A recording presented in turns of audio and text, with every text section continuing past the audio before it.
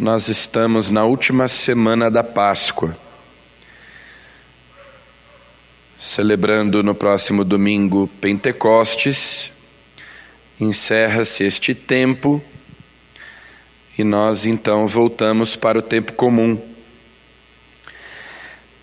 Consequentemente, nós estamos concluindo a leitura do livro dos Atos dos Apóstolos, que nós começamos a ler na Páscoa, um pouco a cada dia, de modo que praticamente nós lemos o livro todo. E o livro dos Atos dos Apóstolos termina com a prisão de Paulo em Roma. Paulo prisioneiro em Roma. Aqui, na primeira leitura de hoje, antes de ser levado prisioneiro, Paulo reúne os anciãos de Éfeso. Lembrando que a palavra ancião em grego é presbítero. Então, Paulo reúne os presbíteros de Éfeso, ou seja, os padres, e faz uma espécie de balanço, é uma despedida.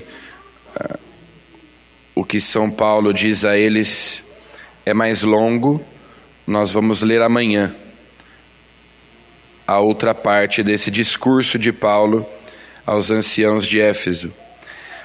Mas aqui ele faz uma espécie de balanço do seu ministério, do seu apostolado, e sabendo que a sua morte se aproximava, embora isso só vai acontecer alguns anos depois, mas São Paulo então recorda como foi a sua presença entre eles. Agora, prisioneiro do Espírito, vou para Jerusalém, sem saber o que aí me acontecerá.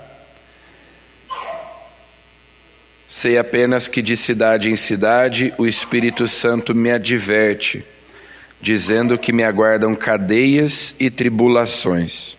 Então, de Éfeso, São Paulo será levado para Jerusalém, e em Jerusalém ele fará um apelo ao tribunal, ele que era cidadão romano, para ser julgado pelo imperador.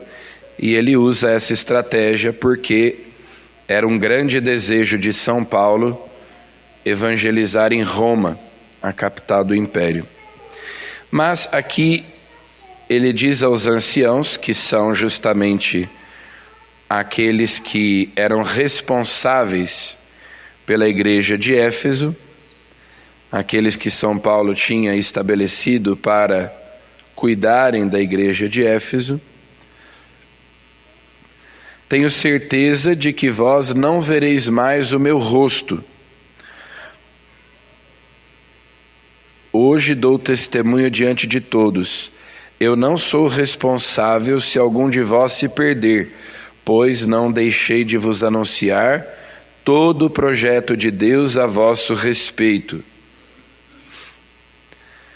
Aquilo que eu recebi, eu vos transmiti.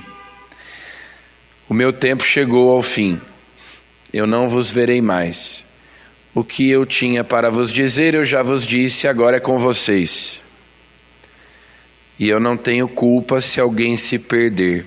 Ou seja, São Paulo deixa clara a possibilidade de que mesmo entre eles alguém se perca, se lhes faltar a perseverança, se eles não perseverarem naquilo que receberam. Como um pai que vai conduzindo o filho pela mão, né? São Paulo esteve com eles, enviou-lhes carta, agora é com eles. Agora que eles já aprenderam a andar com as próprias pernas, São Paulo diz: eu não tenho culpa se vocês se perderem. Vocês sabem o que vocês precisam saber. Agora, perseverem naquilo que vocês aprenderam, naquilo que vocês receberam. Sejam fiéis até o fim e recebereis a recompensa. Então, é uma despedida, mas ao mesmo tempo São Paulo exorta essa comunidade dos Efésios a que não desistam, a que não percam a fé, que eles assumam a responsabilidade por aquilo que lhes foi confiado. Há várias semanas nós temos lido esses capítulos do Evangelho de São João, do 13 ao 17, os 5 capítulos que são os capítulos da última ceia. Hoje nós começamos o capítulo 17, que é o último deles, antes do relato da paixão, que é justamente a chamada oração sacerdotal de Jesus. Porque nessa longa oração, que ocupa um capítulo inteiro, Jesus intercede, Jesus pede ao Pai pelos discípulos. Lembrando que nós estamos nos preparando nestes dias para a solenidade de Pentecostes, a vinda do Espírito Santo. Então, Jesus vai intercedendo por nós. Muitas vezes os evangelhos falam de Jesus recolhido, rezando, orando ao Pai em segredo, na intimidade. E nós temos, por exemplo, a oração do Pai Nosso, quando Jesus ensina os seus discípulos a orarem. Mas aqui nós temos uma longa oração,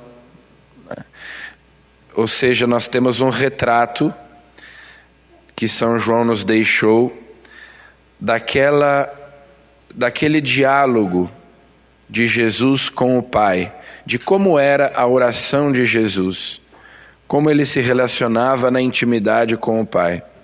Então, ali diante dos discípulos, ele que até aquele momento, até o final do capítulo 16, estava dando algumas instruções, consolando os discípulos, preparando os discípulos para o que viria.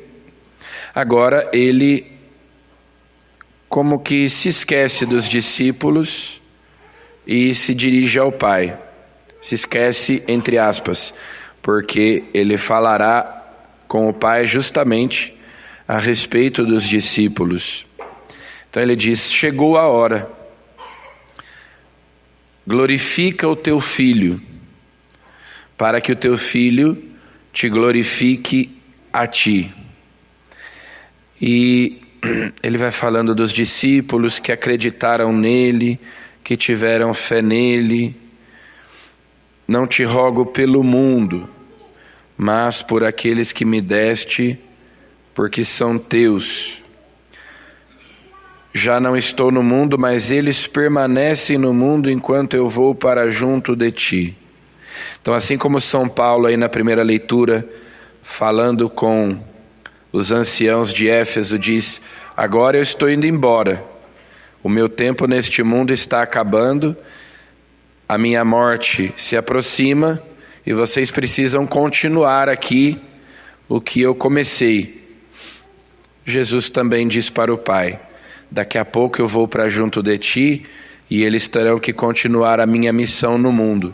Então, guarda-os do maligno, preserva-os do mal, conserva neles a fé para que eles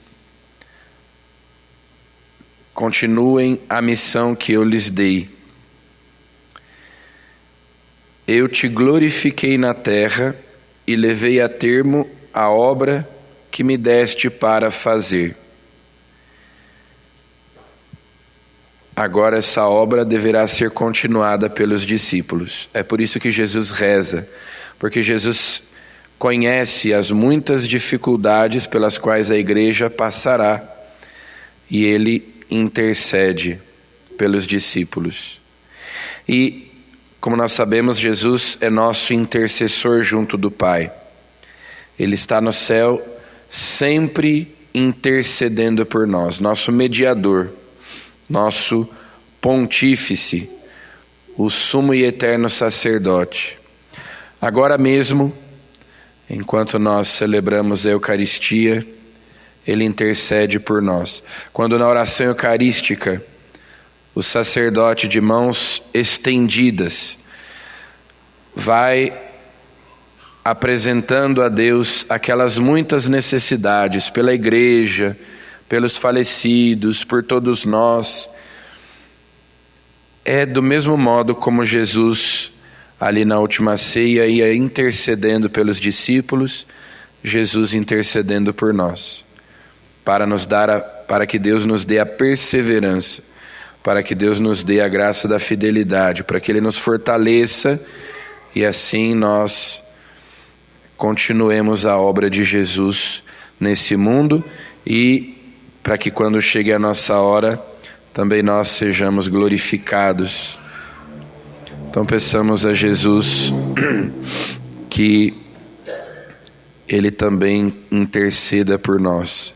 Ele ore ao Pai por nós e nos fortaleça para nós sermos perseverantes até o fim. Amém.